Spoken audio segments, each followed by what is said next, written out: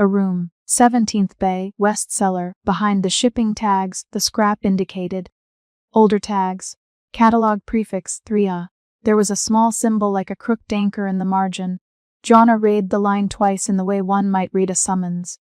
It was a piece of the map he had been searching for, the room where Elias kept older, identity-shaped shadows.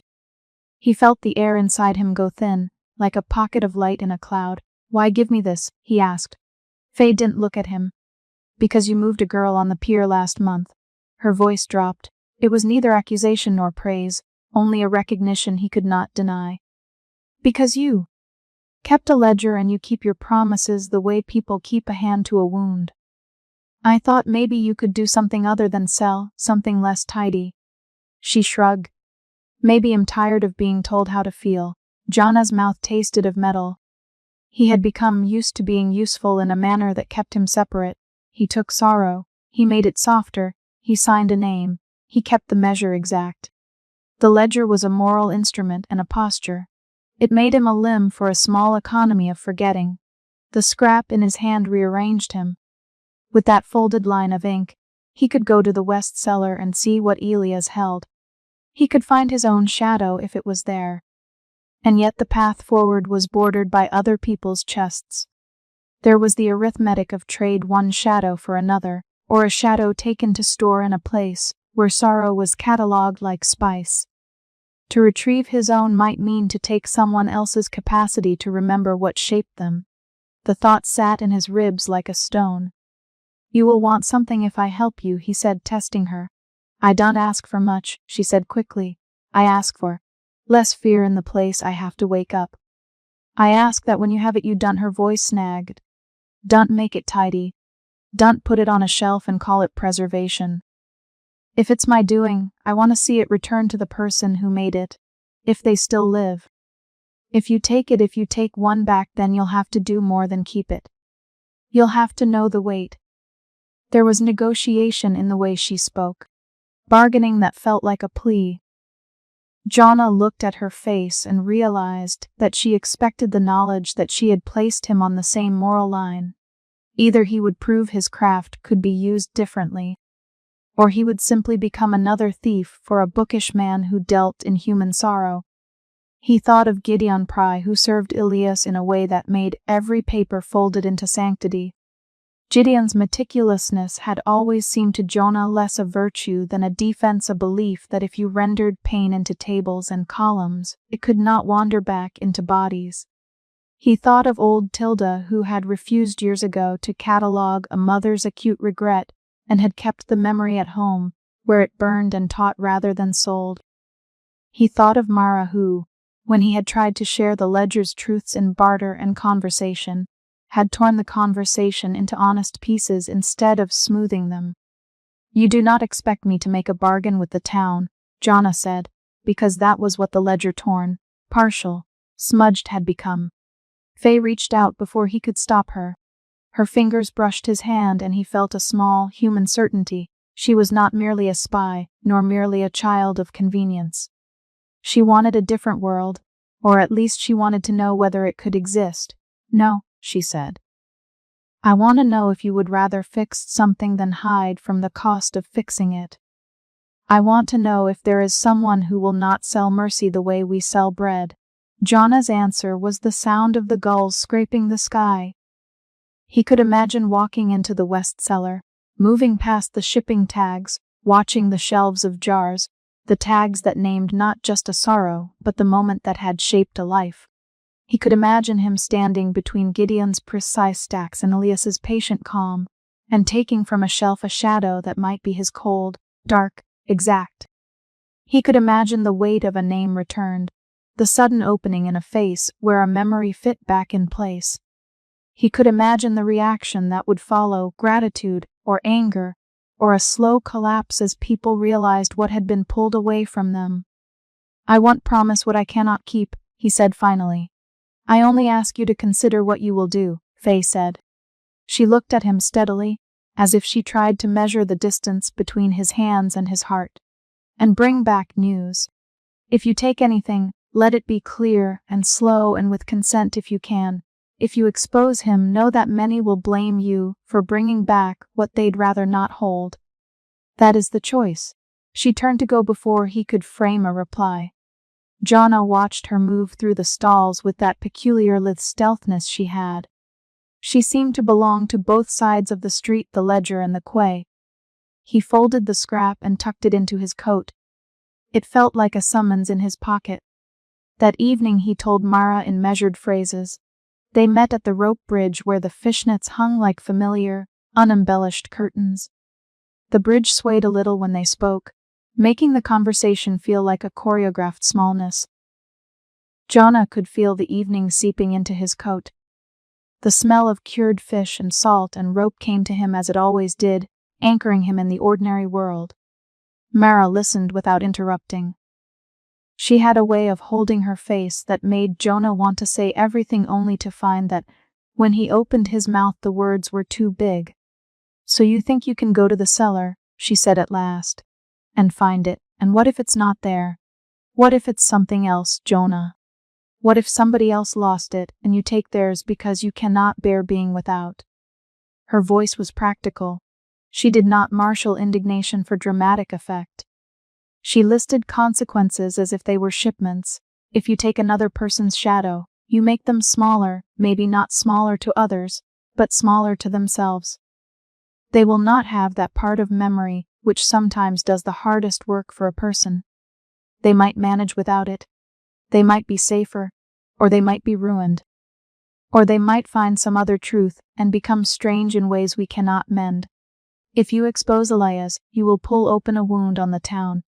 Some will prefer the wound and some will die from it. There is no good, clean answer.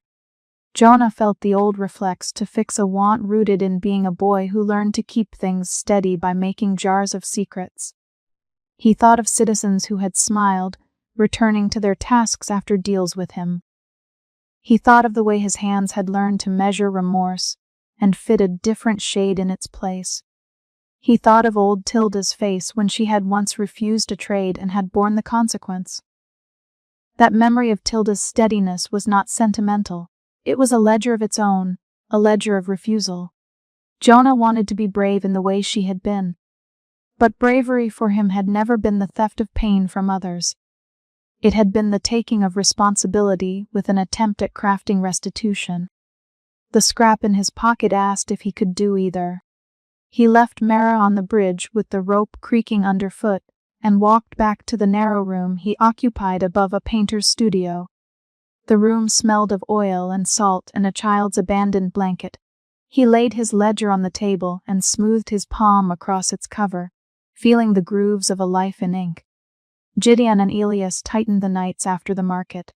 Jonna noticed details he had not attended to before: the way Gideon polished his gloves after arranging slips, how Elias spoke to his assistants in short, measured sentences, always making sure the words did not overwhelm the action.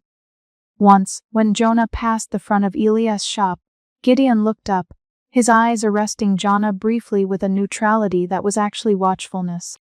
Jonna felt the skin on his neck prickle, as if the harbor were suddenly thin and transparent. It seemed, these days, that every ledger slip and note had a thinness about it, the record of a thing made absolute by language. Jonna's ledger had always been a practice in tenderness. He wrote slowly, he asked questions. He preserved the shape of a regret even as he softened it. Elias' ledgers read like libraries of misreason. He had a quiet clerical cruelty, not of malice but of ordering. To Elias, grief was an item to file and protect. To Jonna, it was a person's history. The difference was a gulf. When he lay awake that night, the scrap of paper under his pillow, he tried to calculate the cost. The ledger pages were not just numbers, they were lives. If he took a shadow, would he be writing the ledger or stealing an essential line from someone else?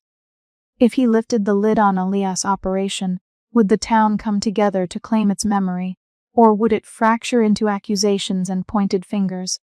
He could see in his mind's eye the harbor council being convened, voices raised, captainless fencing the matter in business terms. The sailors and wives of the quay arguing over whether forgetting was a kindness or a theft. He thought of the girl he had moved on the pier last month, the private trade which had felt like undiluted help then. He had seen the relief in her face after the exchange, and part of him had been satisfied for that small visible good. Now, with the ledger fragment and Faye's hesitant confidence, Jonna understood more how small good could sit inside a larger harm. The ledger, once a shield, now felt like a confession waiting for a reason. Morning came with a muted wash of gray and the distant bell of a boat. Jonna did not decide in a thunderous instant. He did what he had always done. He moved slowly, with a patience that was also a method. He wrote a note to himself in the ledger heads and possible consequences, people to warn, things to salvage. He went to old Tilda first, because he needed a voice that did not trade in ledger economies. Tilda listened, hands folded atop a small ceramic bowl. She did not startle him with moral absolutes. "You can't unmake the ledger," she said when he finished. "But you can refuse to be part of the thing you know is wrong. The question is, will you be honest about why you refuse? Will you be honest about what you take back?" He left with her words in his head like a cautionary coin. The decision had not been made by the time he went back to the rope bridge to meet Mara again that evening. Instead, it had clarified into a principle he would not simply reclaim without witness. He would not move a shadow like a thing to be replaced. If he took his shadow back, he would aim to return any other treasure he took to the person to whom it belonged. If he exposed Elias, he would prepare for the consequences and present what he had in public rather than hide it under a private vendetta.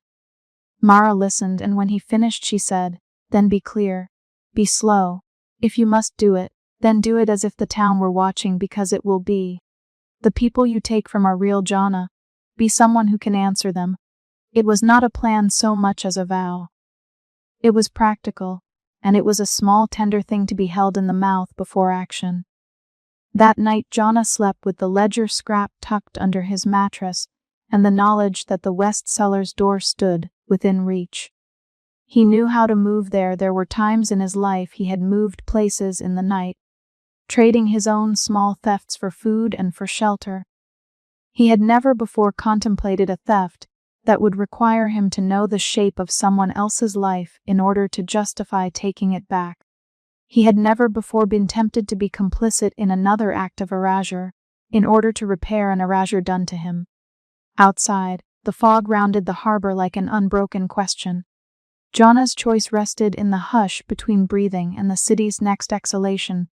The ledger lay open on his table, an instrument, a confession, and now a map. He could follow it into the cellar and into Elias' careful hands. He could steal back what might be his and find the hole in himself stitched closed, or he could expose the trade and accept the cut it would make to the town's fragile, polite life. He could see, already, the council's faces and Gideon's careful hands pressed together as accusation spread. He did not yet know which path he would take. He folded the scrap and slid it into his ledger. He set the book aside and went to the single window that looked over the quay. The lamp on the opposite bank threw a thin column of light into the fog.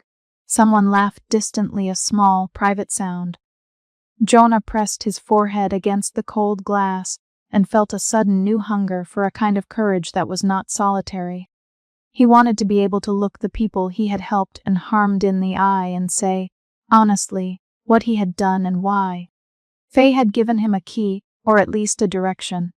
The rest would be arranged with his own carefulness.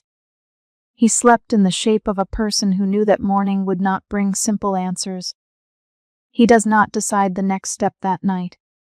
The choice remains open as the fog outside implacable, and waiting as the harbor breathes and the town, unknowing, continues its slow work of living. Jonna had imagined backrooms in the abstract, a place where things were kept out of sight, where the city's lesser sins were stacked in boxes and the living kept off them by the thickness of a door. He had not imagined a cathedral of jars.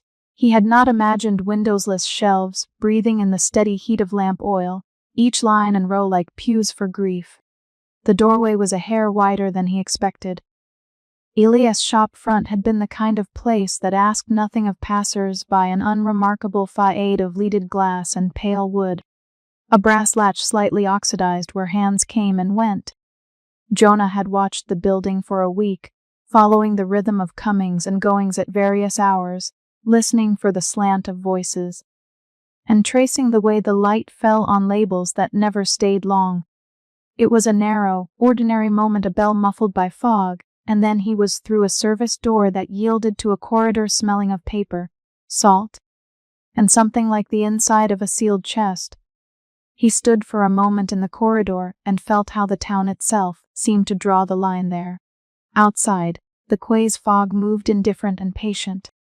Inside, the air was a different thing entirely, as if the world had been slowed and poured into jars. He moved forward with the same care he used at his table, when he took a shadow hands held as if the immediate space had to be trusted. A crate, stacked on a heap of rope and tar, made a convenient place to crouch. From that low shelter the back room opened up into a modestly high chamber crowded with shelving. The shelves were wood and darkened with age, and their rows tasted to his eye like a town map, streets of glass, alleys of tags. Lamps hung from thin chains and threw circles of warm light that left the rest in a mumble of gray. Glass glinted. Jars were not neat, not ornamental. They were practical receptacles, various in shape, and mostly sealed by corks worn soft with handling. Some jars held what could only be called a shadow, a dimness, that lay against the inner surface of the glass, a place where light seemed to hesitate. Others contained strands of something like memory, a loose swirl, as if a laugh or a thrown word had been pressed into condensation. Each jar had a tag, and each tag carried handwriting that was precise to the point of affection. Jonah's first, most immediate reaction was to recognize the handwriting as Elias' small, angular letters that looped only where the writer permitted himself to be tender. He had expected to see sorrow catalogue as a set of numbers or a ledger code. He had not expected names like Thursday's clothesline, First Winter, a daughter's name, each written with a gravity that made Jonah's own stomach hollow. He watched a young man neat hair, sleeves rolled as if to keep ink from his wrists, lift a jar and place it on a table under a lamp, and then read aloud, quietly, the tag as if reciting a list of charges. Kitchen light at 3, narrow Mrs. Holmes' son, 2 incidents, slight fray at the edge. The words made the air go small. Jonah thought of the mother had seen in the lane, hands restless with some invisible worry. The habit of making grievance into a docket was visible now, and it made his work look, for the first time, like something else entirely. Elias moved among them with a practiced calm. Up close Jonah noticed the whiteness of his face, and how his hands that looked as if they had handled dust for years, seemed to be coated in a fine, pale residue. Elias handled the jars as if he were turning pages of a book. He neither hurried nor lingered. He took down an object, inspected the tag, lifted the jar so the lamp's light could pass through, and then set it down in a new shelf with the patience of someone arranging fossils. "You will want a code for the households," Gideon said, voice small and precise at Elias' shoulder. 3-digit, it keeps the records sortable. If we link to the harbor registry we can cross-index by incidents, ship date, name. Elias' reply was soft. Order is mercy, Gideon. If we can find the pattern, then there will be fewer surprises. If a family is to carry its weight, we must first understand which pieces of it are likely to split. The way he said it made Jonah's teeth ache. He recognized behind Elias' words the same hard thing he had heard in old Tilda when she spoke of refusals, an attempt to protect by drawing lines. But Elias drew them with a bureaucrat's hand. This was no small comfort, this was a design. Gideon set a small ledger before him, columns drawn with a ruling pen, so straight they made Jonah's own shaky handwriting look illicit. A roll of slips lay piled. Each slip had a string and a place for a code. Near the lamp an apprentice, short hair and knuckles scarred with ink scribbled into margins when Elias dictated. Now and then Elias would lift a jar to his ear, listening with the slight tilt of a man attuned to things that do not speak with words. "This one," Elias said finally, naming the jar and then the code, "is a steady compulsion, the recognition that one has not paid a debt, not of money but of presence. It will not break easily, and what do you do with that? the apprentice asked, tentative. We keep it, loan it perhaps for a time, but mostly we remember so that the town need not be surprised. Jonah told himself he was invisible. He was not. He had been careful, silent as a museum rat, and yet Faye, moving along a lower shelf, paused with a bottle in either hand and turned. For a single breath the room made space for a human exchange. Her eyes swept his hiding place, and then, something like a flicker, something that might have been recognition, touched the corner of her mouth. She did not call out. She merely set the bottles down more carefully, as though the air itself were fragile, and retreated. Later, Jonah would think of that glance as an invitation and also as a warning. There are those within that system who know how to look with two kinds of sight. He watched Ilias unfasten the lid of a jar and, without ceremony, let his fingertips drift to the glass. There was, Jonah saw, a soft fog along the inner curve that shivered at the light. When Elias inhaled then, Jonah imagined him drawing 100 small things into a single posture. Elias spoke into the air as he catalogued, explaining their method in a tone that suggested both conviction and fatigue. We must be precise, he said. A sorrow divorced from its moment can ferment. If we want to be of service, we must be custodians. Custody implies rules, but rules can be a kind of forgetting, Gideon said. If you remove the edge, the very thing that makes a memory callous, do you not erase the argument that makes a person keep watch? Jonah felt a lurch at that. He had always told himself the exact same thing, the ledger as kindness, the gentle swap as a way to make work bearable, and yet here was the other side of that action, sitting on a table beside a neat inkwell. The debate was not new, but the counterpoint of Gideon's question made the room press in. Elias' face did not harden so much as fold inward. Not erased, he corrected. Catalogue. Arranged. Accessible. We do not wash away, we protect. When a widow returns to the shore, she should not be undone by a sudden memory that opens her mourning. We offer stability. At what cost? Gideon asked. To whom? Jonah's hands tightened on the edge of the crate. He could hear the tiny tick of the lamp as if it measured time in small, easily overlooked griefs. Ask old Tilda, he wanted to say. Ask the mothers in the market, and the men who changed ships with a steadier hand because of him. But he kept his mouth closed. The ledger at his hip, his thin notebook, was the only confession he allowed himself to hold. It felt both heavier and less useful here, small and domestic against the scale of Rose. On the table a jar bore a tag with a name Jonah knew. Kell, a Bridgefall brother. He had dealt with Mara's family in passing, had tuned a shadow once to steady hands that hauled nets. The tag made his chest tighten. It read like a small wound stitched up on someone else's skin. From the tag he saw, in thought, Mara's rope-bruised hands, the way she sharpened a knife with the patience of someone who made small repairs to the world. To think that some clerk could coax that wound into an orderly container made him feel, absurdly and painfully, as if he had been the wrong instrument for the work all along. When a slip of paper came loose from Gideon's table, only a scrap, creased and half-inked, Jonah did not plan to take it. He did not plan to move. But his thumb found the corner of it and felt the paper's edge. The scrape of the lamp made the room feel urgent in the way that only absolute quiet can. He slid his hand out, the scrap between fingers, and for a moment he held the page and the room as one small, simple theft. It was less a theft than an evidence-taking, he told himself, as if such distinctions could right matters later. The scrap contained a string of numbers and a phrase, catalog 12, unmended edge unknotted, possible origin unknown. There was also a penciled shorthand that made Jonah blink. His name did not appear, yet something in the phrasing suggested that the item could be older, that perhaps the shadow had been taken from someone who would not be able to trace the removal. A throat closed in his chest. He put the scrap into his pocket as if it were a coin. It made a small, private sound. He watched Elias replace jars, listened to Gideon make an entry, and held in his mind the thought that what he knew now could hurt the town if he revealed it, and could coddle a bureaucracy if he concealed it. He had lived his life making vanishing points and small repairs, and here was the inverse of that craft, large-scale amputation disguised as stewardship. As he rose to leave, the crate scraped, and a sound made Gideon look up.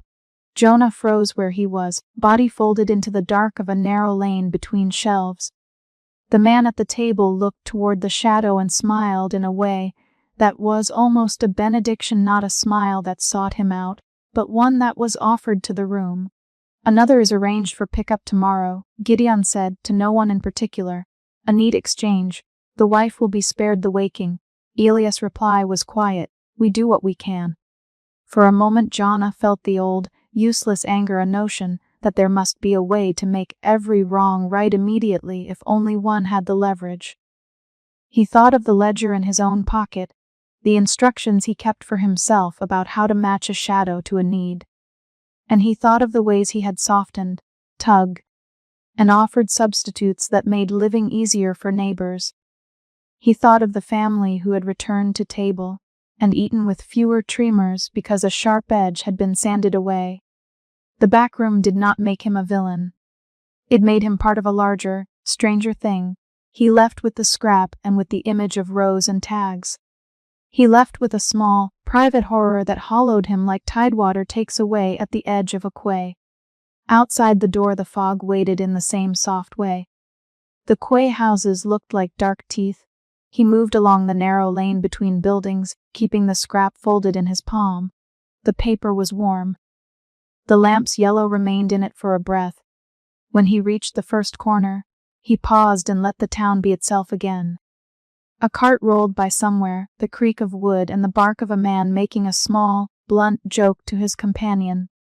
There were the immediate, ordinary sounds of work and bargaining that had nothing to do with jars on shelves. Jonah stood with his back to a wall and felt the weight of the thing he had taken. He had come to look for proof. He had found it. What he had not found and dared not hope for was a simple way forward. The scrap's penciled note, "possible origin unknown," was the sort of clue that begged longer work than a single night's theft could settle. It was a map with a missing road. Behind him, an alley held the faint echo of a footstep, not his own. He felt his skin cool.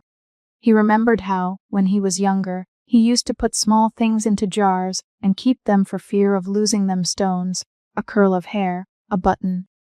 The practice of preserving was a childhood habit that served him now in reverse. Once had kept small things to hold. Now his town kept sadnesses in bottles and called them order. He thought of Mara, of old Tilda's instruction to be honest in the face of someone else's needs, of the ledger itself that he had used like a prayer. How much restitution could a paper slip perform? How many faces could he read in the margin? He folded his shoulders against the fog and walked on. The scrap he had taken burned in his pocket like a small ember. If he could not yet do anything about the jars, he could at least tally them. He could. For now, no. The knowledge might be the hard beginning of a different work. He had the ledger piece. He had the tag's possible path. He also had, for the first time in months, a sense that the work he did at the docks had an opposite and a companion, and that the two would have to be reconciled. At the mouth of the alley Jonah stopped and listened. The town was busy, indifferent. He put his hand in his pocket and touched the scrap, as if to reassure himself that the world contained what he had learned. He had thought, once, that removing a regret was a kind of small mercy. In the back room he had seen mercy made orderly, and in that order he had seen the possibility of erasure. He slipped the scrap beneath a loose board of his stool when he returned to the place he slept, as if the thin paper could be kept clean of its own implications. He laid his hands on the ledger that he carried always, and for the first time in a long while he considered the ledger not only as accounting, but as an act of bearing. There was, he knew, no simple remedy. The city would not be healed by one man returning a single jar, nor would Elias be answered by Jonah's private repentance. There were, instead, decisions to be made in public and in certain small rooms with lamplight and ink. He put a thin cup of water near the bench, then sat and listened to the quay. Somewhere a net was hauled up and a man cursed softly as a fish escaped on the edge. The noises were small and real and, for the moment, enough to remind him that this was the life he moved within.